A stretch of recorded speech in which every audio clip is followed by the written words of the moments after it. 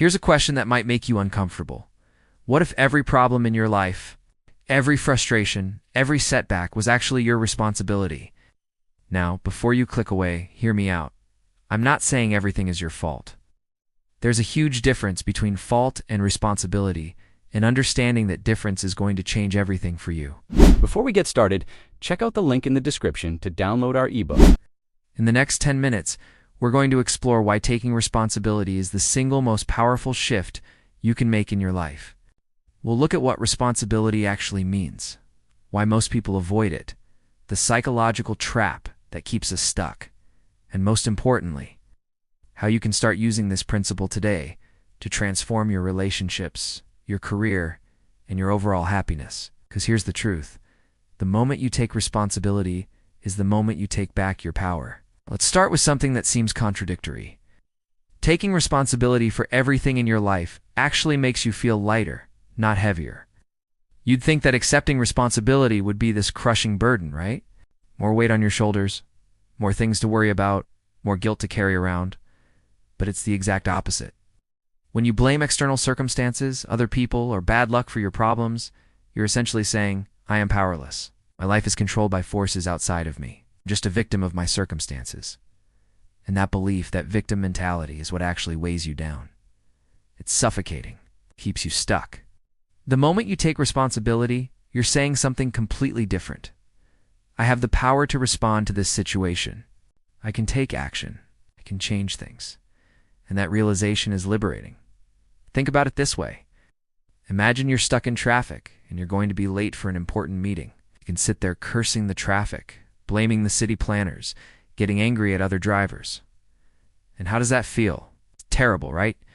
You're powerless, frustrated, anxious. Or you can take responsibility. You can call ahead and let them know you'll be late. You can use the time to mentally prepare for the meeting. You can learn from this and leave earlier next time. Suddenly, you're not a victim of traffic. You're someone taking action within your circumstances. The traffic hasn't changed, but your power has. This is crucial, so listen carefully. Fault is about the past. Responsibility is about the future. Let's say someone rear-ends your car at a stoplight. Is it your fault? Obviously not. The other driver wasn't paying attention. They're at fault.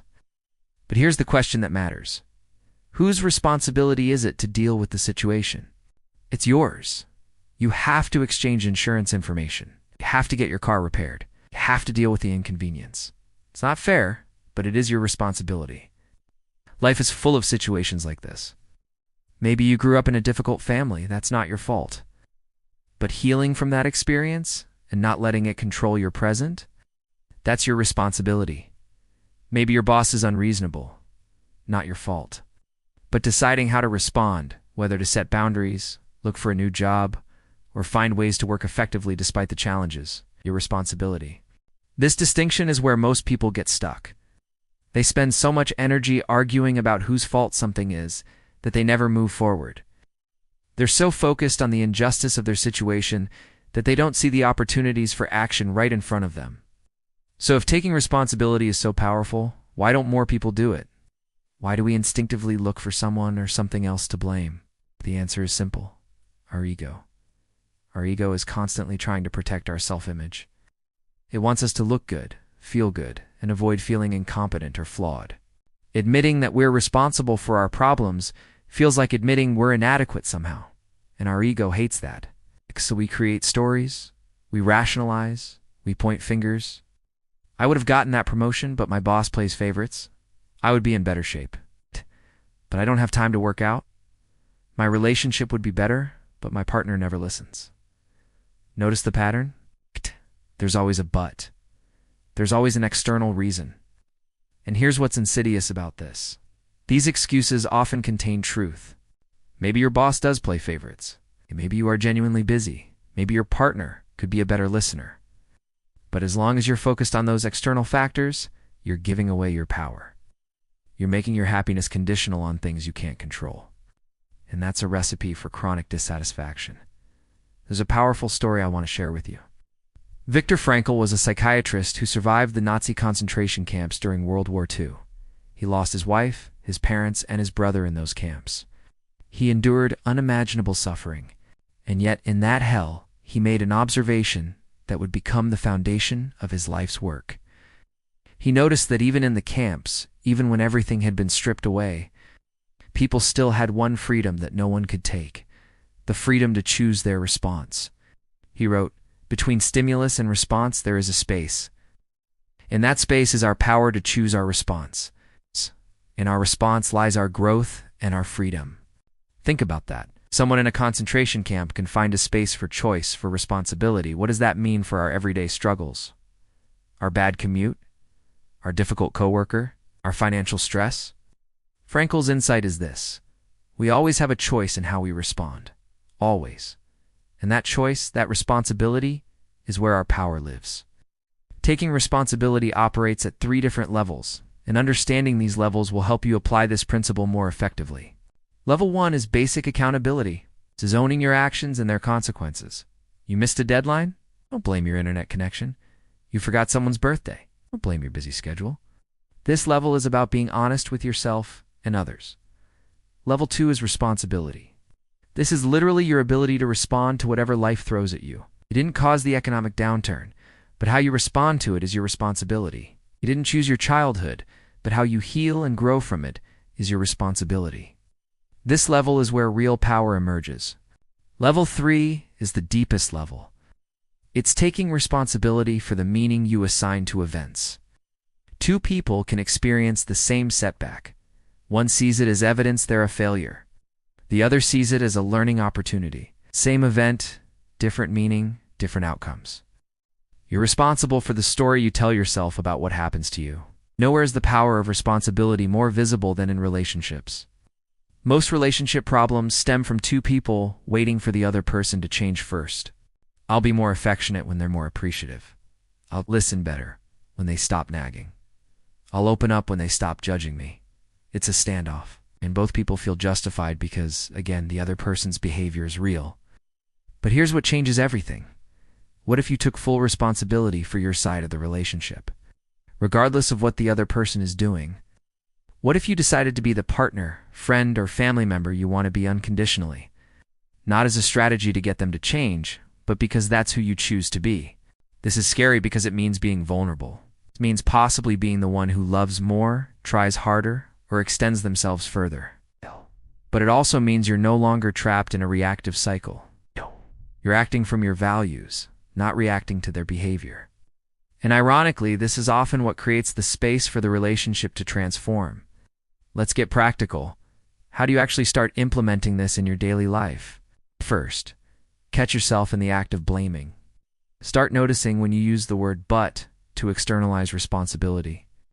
I want to start a business, but the economy is bad. I want to get healthy, but I'm too busy. Every time you hear yourself say "but," try replacing it with "and I want to start a business. And the economy is challenging, and I'm going to figure out how to navigate that." Second, adopt what I call the "what can I do" mindset. In any frustrating situation, instead of asking, "whose fault is this?" or "why is this happening to me?" ask, "what can I do about this?"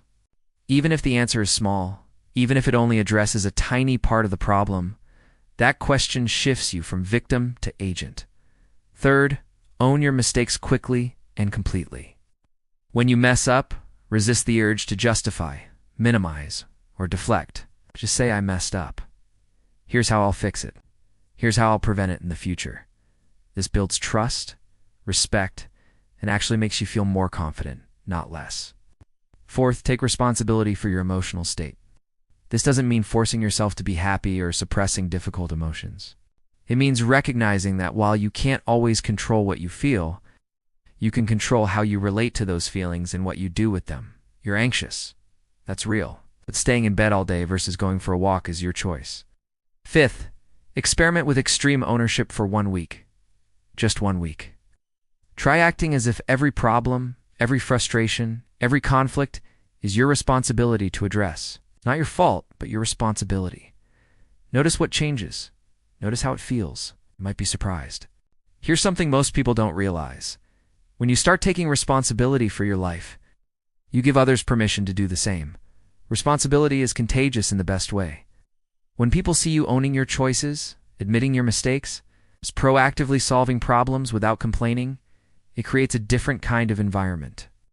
Blame cultures transform into accountability cultures. Victim mindsets shift toward empowerment. This happens in families, in workplaces, in friendships. You become the catalyst, not by preaching or judging others, but simply by modeling a different way of being. And over time, you'll notice the people around you start to shift too. Let's bring this home. Taking responsibility changes everything because it fundamentally shifts your relationship with reality. Instead of being at the mercy of circumstances, you become the active creator of your experience. Instead of waiting for the world to change, you change how you show up in the world. This doesn't mean life becomes easy. You'll still face obstacles, setbacks, and pain. But you'll face them as someone with agency, with power, with choice. That makes all the difference.